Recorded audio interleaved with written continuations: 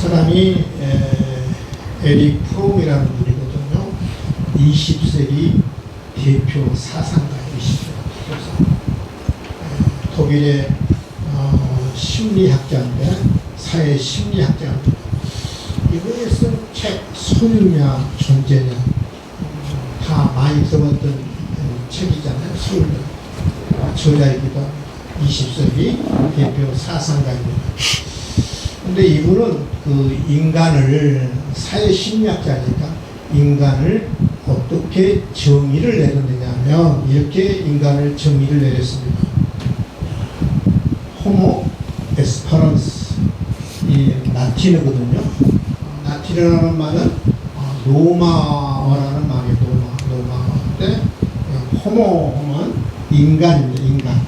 우리 이 에릭 프롬이 인간을 이렇게 정의합니다. 인간은 에스퍼런스, 희망. 이분의 인간에 대한 정의는 인간은 희망을 품고 사는 존재다. 미래를 바라보며 사는 존재다. 한마디로 이야기하면 인간은 희망을 품고 미래를 바라보며 사는 존재다. 그렇게 정의를 내렸습니다. 호모 에스퍼런스. 그러면 여러분, 성경은 우리 인간을 어떻게 정의하고 있는가? 딱 한마디로 이야기하면 하나님의 영광을 위해 지음받은 존재. 따라합시다. 하나님의 영광을 위하여 지음받은 존재. 성경은 인간을 정의하기를 하나님의 영광을 위해 지음받은 존재 이렇게 정의를 하는데, 에릭 프롬이라는 이 사상가는 호모 에스퍼런스, 인간은 희망을 품고 사는 존재다. 이렇게 정의를 내렸습니다. 여러분, 희망이 없다고 그러면, 뭔가가 기대함이 없다고 그러면 살 의미가 없고 가치가 없는 거죠.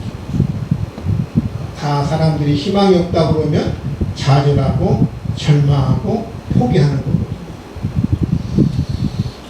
우리가 모진 십사를 하잖아요. 여자분들 모진 십사를 하면서도 그것을 이겨내는 그 원동력이 뭐냐면, 내가 이 모진 십사를 지금 살고 있지만 곧 모진 십사를 내가 해방할 날이, 그날이 있을 것이다. 그래서 희망을 품고 내일을 바라보며 사는 것이 인간이거든.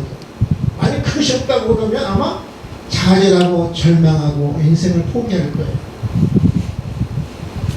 내가 지금 모진 극심한 가난한 삶 살고 있는데, 이 가난이 계속 된다고 그러면 사람 다 좌절하고 절망하지 않겠어요?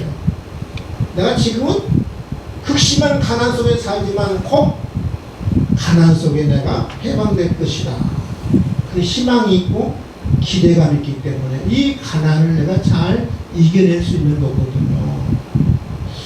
여러분, 그 2차 세계대전 때 독일 사람들이, 독일 군인들이 유대인들을 잡아다가 포로 수용소에 감금했잖아요. 포로 수용소에 유대인들을 감금했는데, 근데 이상한 현상이 일어났어요. 어떤 현상이 일어났냐면은, 크리스마스를 기점으로 해서 수용된 사람들이, 크리스마스가 끝나고 나서 많은 사람들이 막 죽어가는 거예요. 그 전에는 죽어간 사람이 별로 없었는데. 근데 연구를 했어요. 왜 크리스마스 기점으로서 많은 사람들이, 수용이 된 사람들이 죽어갔을까? 연구를 해보니까 이유는 하나였어요.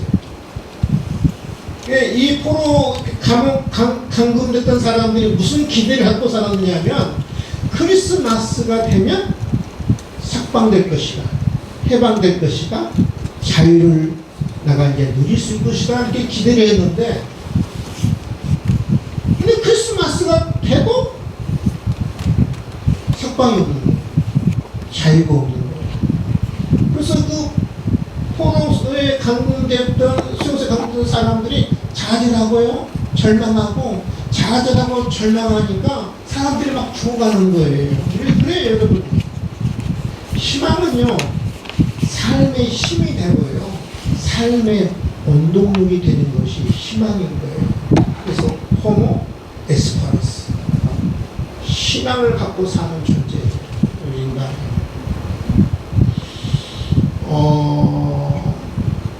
지금은 이제 고인이 됐습니다만, 남아프리카 공화국의 대통령 우리가 잘 알죠. 넬슨 만델라 잘 압니다. 자유와 평등을 위해서, 인종차별을 위해서 싸우다가 무려 이 사람이 몇 년 동안 옥고를 치르냐면 27년을 옥고를 치르잖아요. 무려 27년.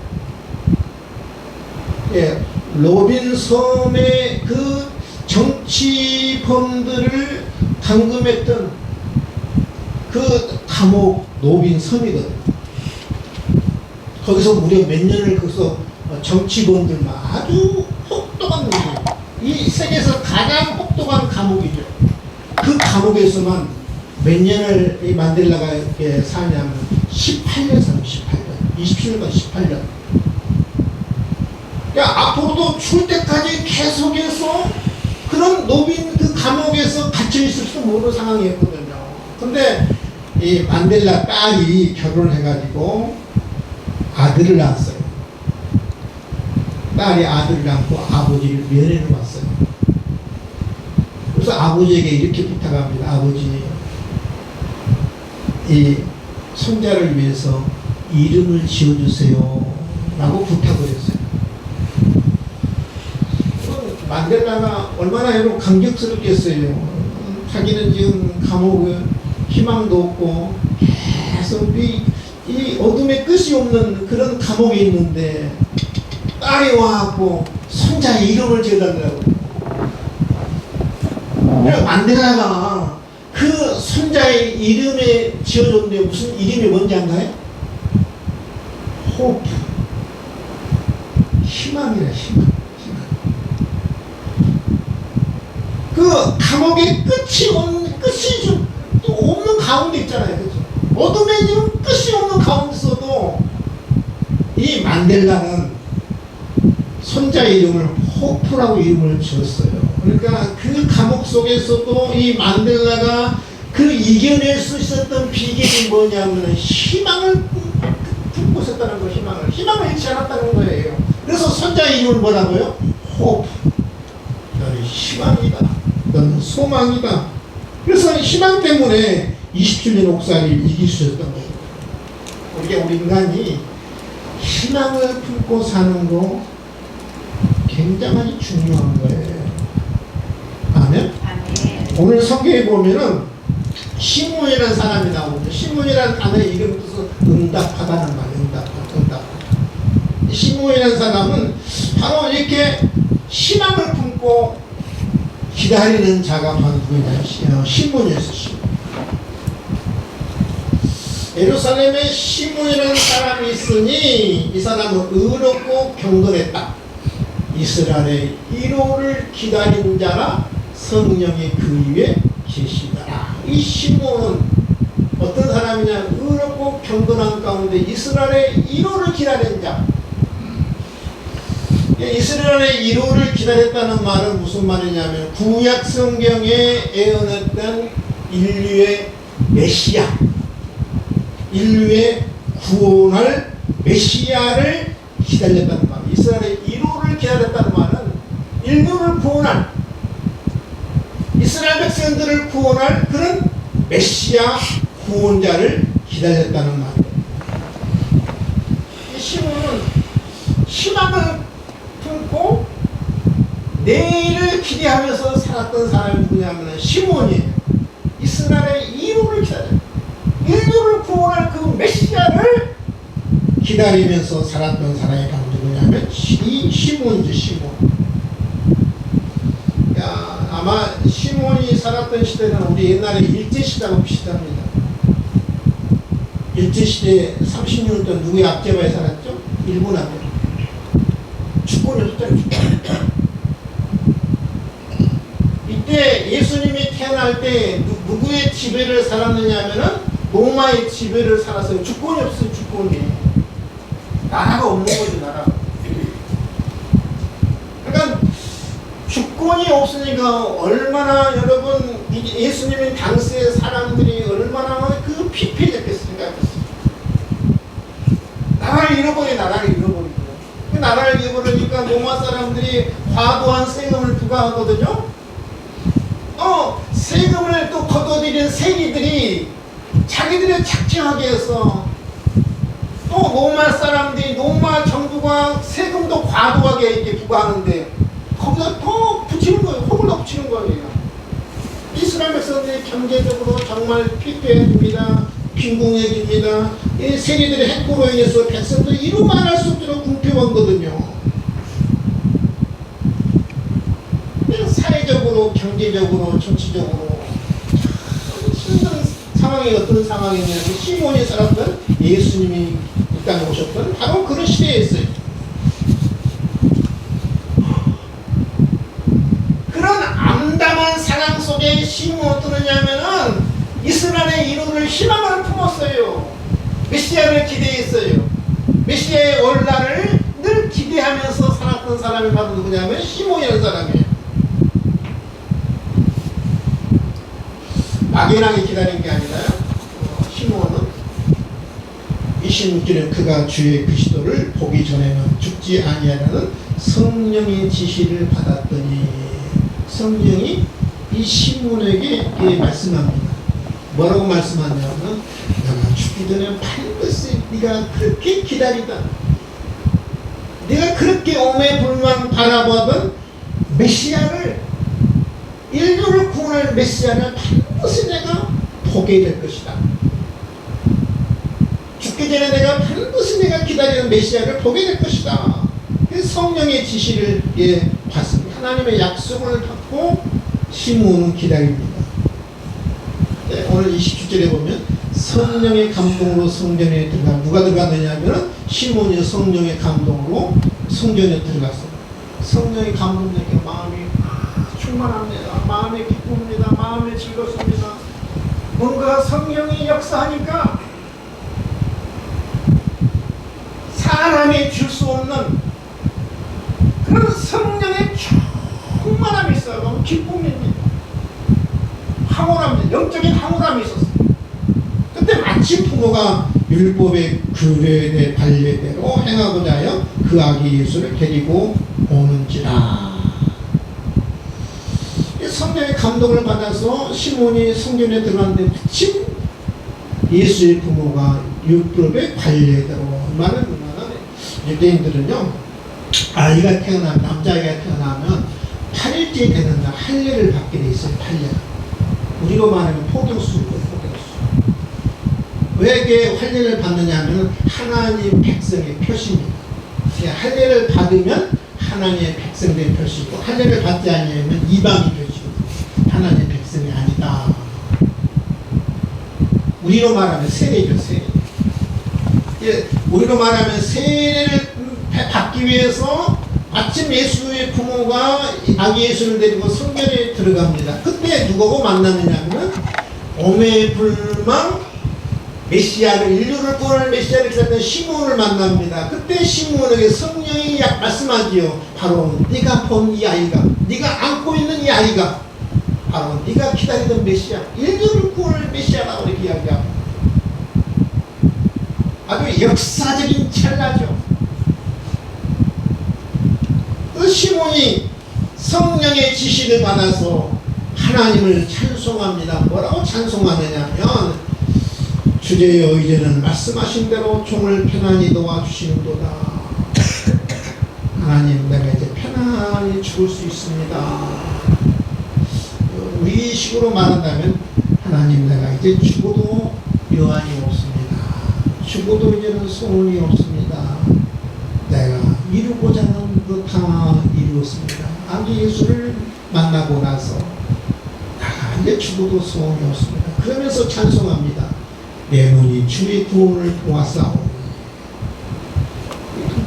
내 눈이 직접 내가 나의 구원자를 보았습니다. 나를 구원할 구원자를 보았습니다. 성령이 감동돼서 자기도 모르게 이렇게 찬송이 나오는 거예요. 하나님, 내가 이제 내 눈으로 주의 구원자, 인류를 구원할 메시아를 내가 눈으로 직접 봅니다.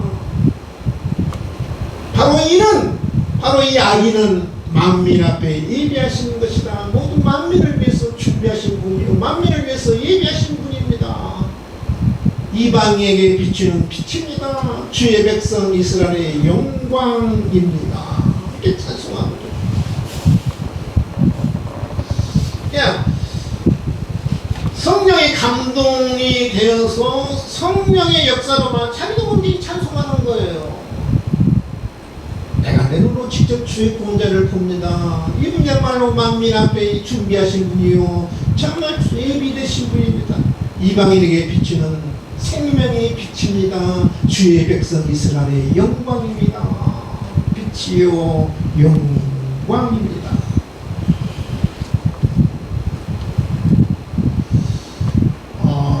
조금 좀 험하게 생기신 분이죠.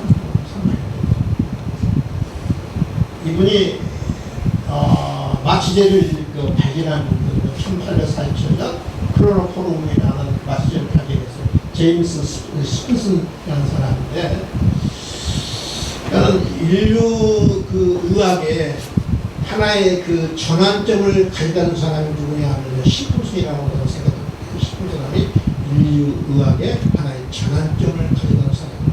여러분, 마취제를 발견하기 전에는 사람을 옛날에는 수술하면 어떻게 수술했느냐, 다리를 잘 절단해야 하고, 팔을 절단해야 하고, 배를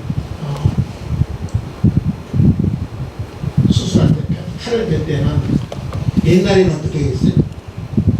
그냥 눕혀놓고 그 사람들이 양손 양팔 붙잡고 움직이면 자꾸 붙잡고 칼을 갖고 톱을 갖고 잘랐어요. 끔찍한 일이잖아요.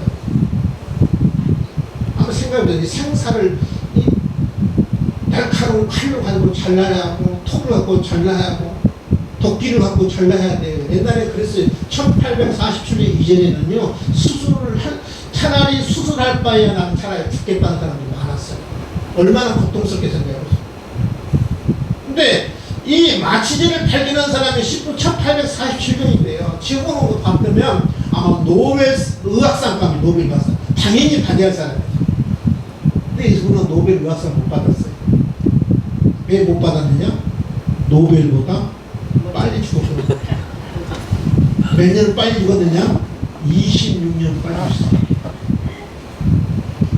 예, 노벨이 1897년 1896년에 죽었다고 그러면 이 사람은 1870년에 죽었거든요. 노벨보다 조금 일찍 태어나고 노벨보다 조금 일찍 죽은 사람이 시부세요. 노벨보다 나중에 죽었다는 이유, 당연히 이분은 뭘 받겠어요? 노벨 의학상을 받아요. 저는 인류 의학에 놀라운 어떤 전환점을 가져다 준 사람이 있는 시부세라고 보여요. 저도 한번 수술을, 여러분, 다리가, 이 발가락이 아주 산산조각이 난 적이 있어요. 산산조각. 다 어스러지거든요. 어스러졌어요.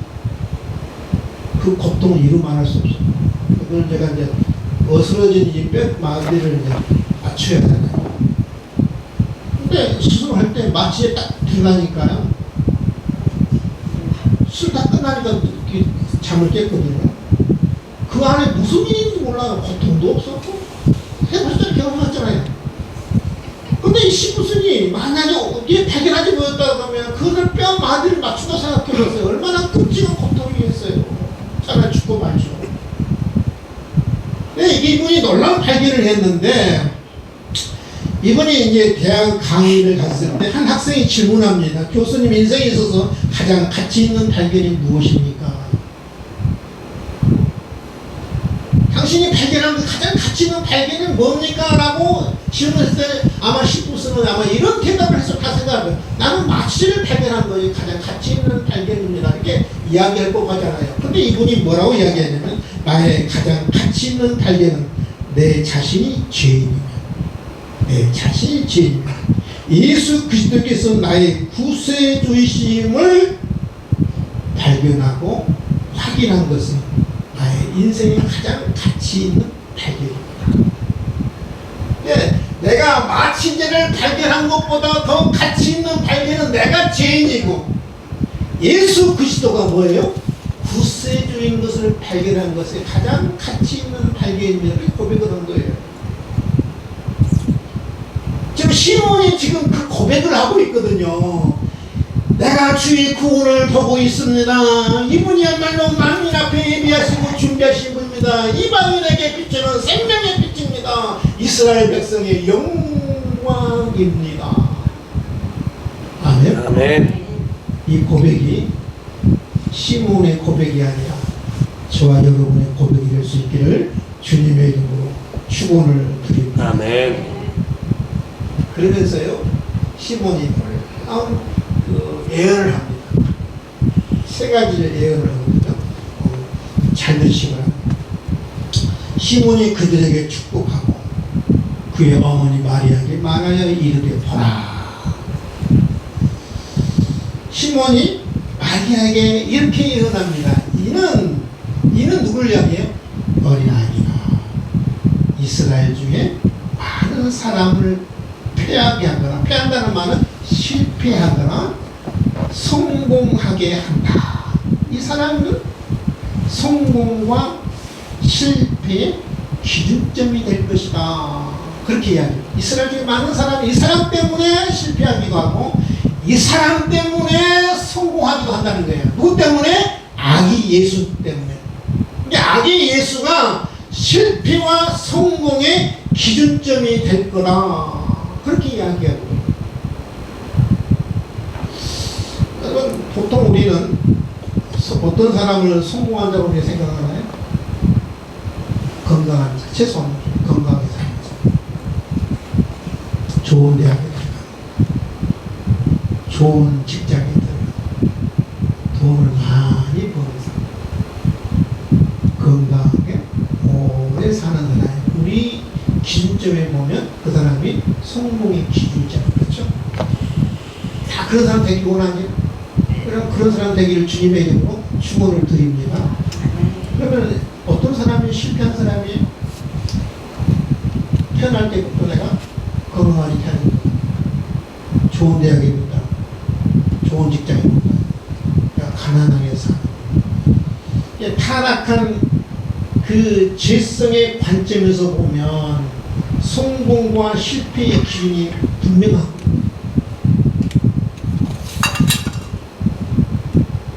근데 여러분, 누가복음 16장에 보세요. 누가복음 16장, 사람들은 그런 기준으로 봅니다. 이 사람이 성공한 사람이냐 실패한 사람이냐, 그것은 잘 산 사람이냐 부자로 사느냐, 내가 어떤 것을 개발해서 성공했느냐, 그런 기준으로 봅니다. 그러나 누가복음 16장에 보면 하나님은 그런 기준으로 안 봐요. 여러분, 부자와 나서로 비유 나오잖아요.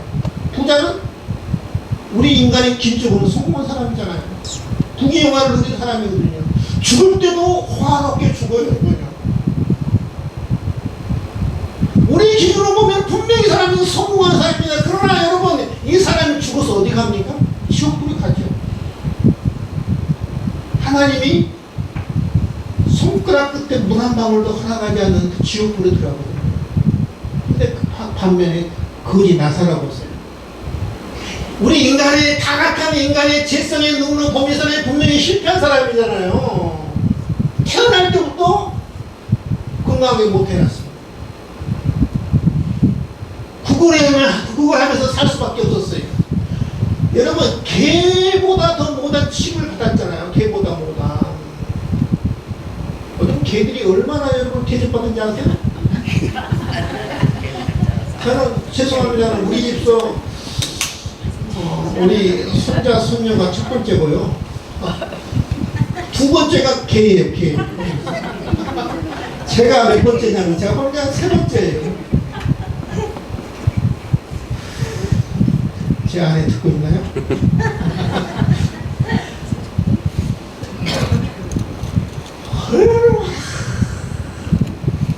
따라합시다. 개는 개다. 제 직원이거든요. 계속 사랑하세요. 개는 개죠. 개가 사람 아니잖아요. 아멘.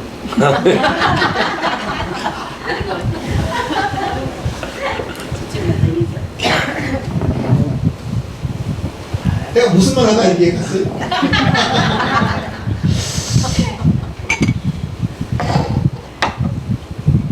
여러분, 이 개만도 못한 취급받은 하나의 뭐냐면 이 거지 나사로잖아요. 거지 나사로잖아요. 이 인간의 관점에 보면 타락한 제사의 관점에서 사람 분명히 실패한 자입니다. 가난하게 살았습니다. 풍요하다 못 누렸습니다. 여러분, 장례를 치는데도 여러분 그 거죽되게 그냥 싸가지고 그냥 묻어버렸어요. 여러분, 무관한 그냥 슬픈 사람 없었어요. 그러면 하나님은 그러면 거지 나사로를 그럼 그렇게 취급했느냐? 아니잖아요. 죽어서는 어디 품에 안겼어요? 하나님 품에 안겼어요. 누가 부러워할 정도? 부자가 나사로를 부러워할 정도. 이 세상에서는 여러분 늘 이 거지 나사로는 누구를 부러워 살았느냐 하면요, 부자를 부러워하며 살았어요. 그러나 죽어서는 누가 누구를 역전되는 인생이에요. 부자가 나사로를 부러워해요. 여러분, 이 세상에서는 나사로가 부자를 늘 부러워하며 살았습니다. 그러나 죽어서는 부자가 나사로를 부러워 삽니다. 여러분, 그래서 그 기준이 뭐냐면 잘 사느냐, 좋은 대결 하느냐, 성공이나, 그것이 여러분 성공하고 흥한 것이 여러분 기준이 아니에요. 예수 그리스도가 기준이에요. 예수 그리스도를 내 마음에 구세주로 영접하고 그리스도 안에 내가 살아가면 그 인생이 성공한 인생인 줄 믿을 수 있기를 바랍니다. 아멘. 부귀영화한 누리꾼들, 제가 볼 때는요, 저 주변에 부자들 많거든요. 부자들 많아요. 근데 부자 인생이나 저처럼 가난한 인생이나 여러분 똑같이 새끼 먹고요. 그 마음의 평안함을 누리고 마음의 평강을 누린 것은 저보다 훨씬 더 못하고요. 늘 근심, 걱정, 염려 속에 살아가고요. 옛날 말이 여러분, 옛날 어르신들의 말이 틀림이 없어요. 천석궁은 1000가지 근심 속에 살고요. 만석궁은 몇 가지 근심을, 10,000가지 근심을 하고 살아요. 저는요, 어떻게 하면 애들한테 애들한테 재산 넘겨줄 때 무슨 세금 내요? 상속세 내잖아요. 저는 그걸 고민할 필요가 없어요. 상속세 낼 일이 없거든요. 어떻게 하면 이것을 많은 이윤을 불러줄까, 또 어느 은행이 더 나을까. 저는 개인적으로 우리 교회는 좀 돈 있어갖고 좀 고민 좀 해요. 그래서 1년 마감이 되면 얼마나 이 마음 머리가 복잡한지 몰라요. 근데 제 개인적으로는 왜 없으니까 걱정할 일 하나도 없어요. 걱정할 일 없어요. 누가 더 행복하느냐? 부자도 살아도 별것 없고요.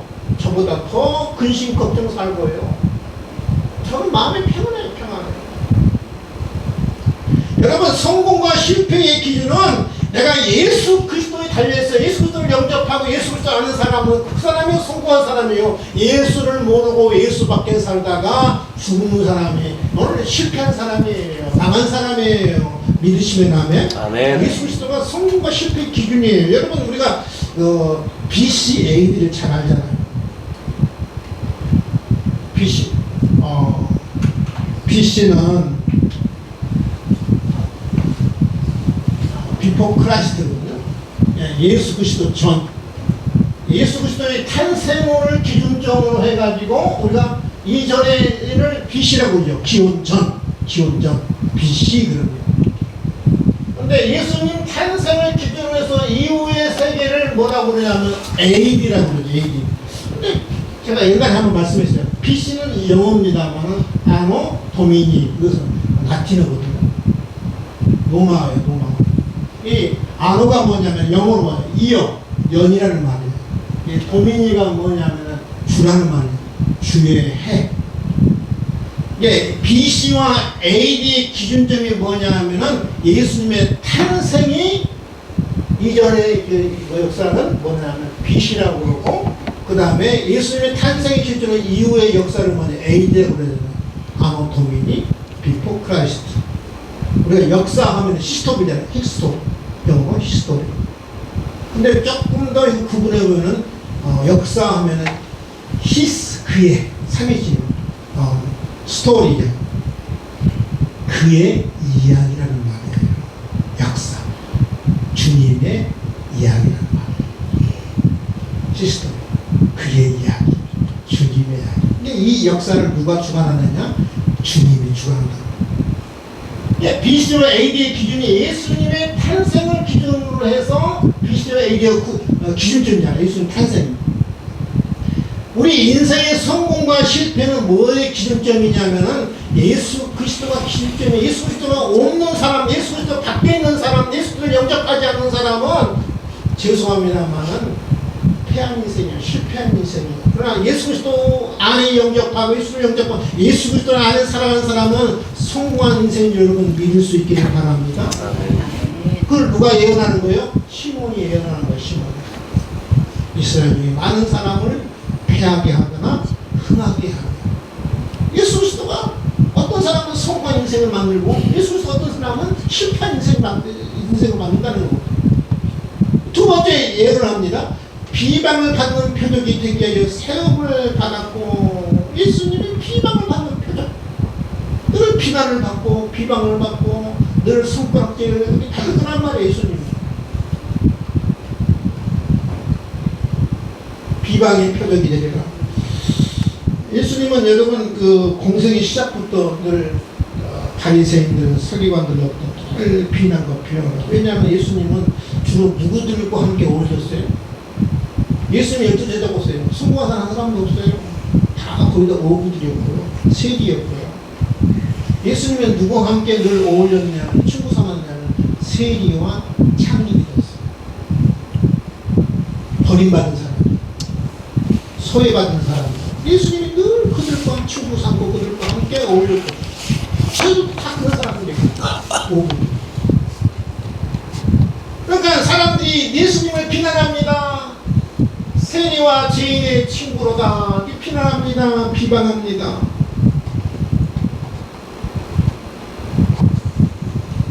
예수님의 심지어는 죽으실 때도요. 그 사람들도 비난받으면서 죽어요. 예수님이.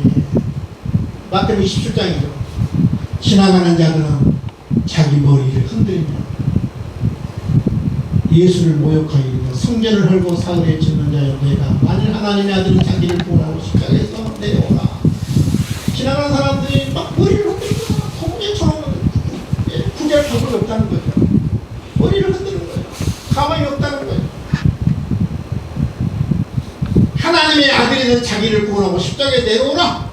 그와 같이 대상도 차기원과 장로들과 함께 희롱합니다. 그가 남은 구원했을 때 자기는 구원했었도다. 그가 이스라엘 왕이로다. 지금 십자가에서 내려올지나 그래야 우리가 믿겠노라. 십자가에서 뛰어내리라는 거죠. 그럼 네가 하나님의 아들이다. 우리가 믿겠다는 거죠. 그러니까 예수님은 내릴 수 없는 거죠. 예수님은 이 땅에 우리 구원하러 오신 분입니다. 죽기 위해서 오신 분입니다. 하나님의 미란의 땅에 떨어져 죽기 오신 예수님의 십자가에서 그 모든 비난과 희롱을 감내하면서 예수님 십자가를 짊어지신 거죠. 그가 하나님을 신뢰하니 하나님 원하시면 이제 그를 구원하실지라. 그의 말이 나는 하나님의 아들이라 하였도다 하며 함께 십자가에 못 박힌 강도들도 이와 같이 욕하더라. 보세요. 지나가는 사람도 욕합니다. 이 대상으로 사기관들 장로들도 욕합니다. 심지어는 함께 십자가에 못 박힌 강도들도 예수님을 욕합니다. 그 시몬이 예언한 것처럼 예수님은 어떤 분이냐? 비방의 표적이에요. 예수님께 이런 조롱과 비난과 희롱과 왜 이렇게 무사람들로부터 비방을 받아야 했습니까? 누구 때문에? 나를 대신해서 내가 받아야 할 비난, 내가 받아야 할 그런 희롱, 내가 받아야 할 그 조롱을 우리 예수님이 대신해서 받으신 거예요. 믿으시면 아멘. 마지막에 뭐라고 해요? 칼이 내 마음을 찌려도 할 것이다. 마리아에게 시몬 칼이 이 아이가 성공과 실패의 기준이 될 것이다. 많은 사람들이 비방의 표정일 것이다. 칼이 내 마음을 찌르다 할 것이다. 여러분, 칼이 내 마음을 찌른다. 얼마나 고통스럽겠어요. 그 말은 내 마음이 갈기갈기 찢겨진다는 말 아니겠어요? 갈기갈기 찢겨지도록 그게 말하니 그런 고통을 겪었다는 거죠. 예수님 때문에 네가 편안해진 것이 아니라 네 예수 때문에 네가 그렇게 마음에 칼게 찔도록 고통과 아픔을 당할 것이다. 여러분, 마리아 입장에서 보면 예수님은 하나님의 아들이지만 그 자기가 나왔잖아. 성령으로 잉태되었잖아. 낳은 것보다 더 길었잖아. 낳은 정도가 여러분 크지만 어떤 점이 더 크냐면 기름 점이 더 크잖아요. 그렇죠? 마리아 입장에서는 요셉하고는 상관없는 사람이죠. 예수님이 성령이 됐어. 근데 본인이 낳은 장본이고 기른 장본인데 이 아기 때문에 내가 마음에 그런 고통을 당할 것이다. 아픔을 당할 것이다. 이 예언대로 여러분, 예수님 십자가 돌아가실 때 그 십자가 현장에 누가 있었느냐? 마리아가 있었잖아요.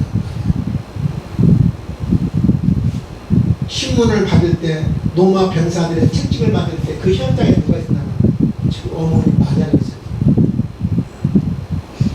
채찍에 맞아서 살점이 찢겨져 나갈 때 누구 마음이 제일 아팠겠어요?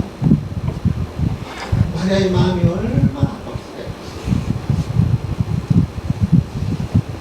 온 몸에 채찍을 맞을 때 여러분, 그 유대 로마 사람들이 채찍은 그가 채찍에 뭐가 이렇게 뭐가 매달려 있냐고 가시가 매달려.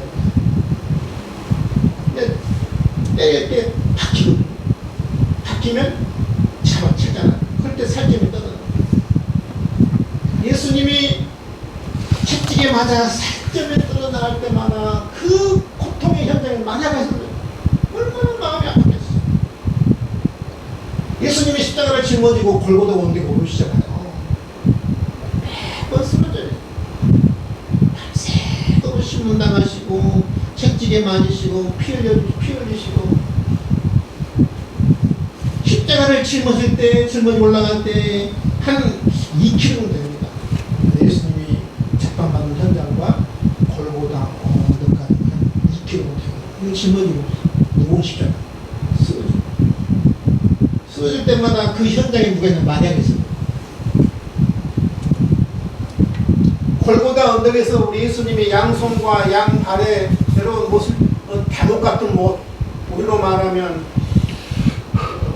뭐라고 그래야 하나요?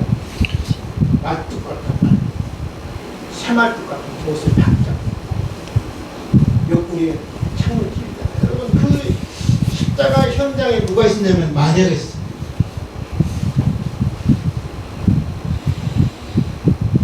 그 옆구리에 창이 찢을 때 양손과 양발에 말뚝 같은 못이 박힐 때 여러분, 그 현장에 마리아가 있어요. 이 마리아의 마음이 얼마나 아팠겠어요. 차라리 내가 찔리고 말지, 내가 저 못을 박히고 말지, 내 칼이 내 마음을 찔렀다. 예수 때문에. 예수님이 십자가에서 여러분 울부짖잖아요. 뭐라고 울부짖어? 엘리 엘리 나와 사랑하네. 엘리 엘리 나와 사랑하네. 나의 하나님 어째 나를 버리셨나이까. 우리 하나님 예수님을 버리셨잖아요. 왜요? 나를 대신해서. 믿으시면 하면 아마 우리 예수님이 울부짖을 거예요. 엘리 엘리 나와 사랑하니. 알아보거든요. 나의 하나님 어째 나를 버리셨나이까. 우리 예수님께 울부짖을 때 누가 그 소리를 듣고 있느냐 하면 마리아가 들었잖아요. 칼이 내 마음을 찌르듯 할 것이다. 이 예수 때문에 많은 사람들이 흥하기도 하고 패하기도 하고, 이 예수가 비난의 표적이 될 것이고, 이 예수 때문에 네가 칼의 마음을 찌를 듯 아픔을 당할 것이다.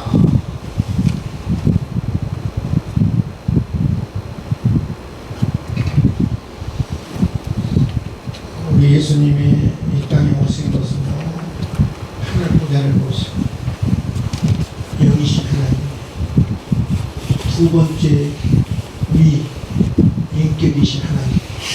첫 번째 인격은 승부의 하나님. 우리는 승부, 성자, 성령 하나님 있잖아요. 두 번째 인격이신 하나님이 하늘 보좌를 보서 이 땅에 오신다는 육신이고 이 땅에 오신다. 성하지.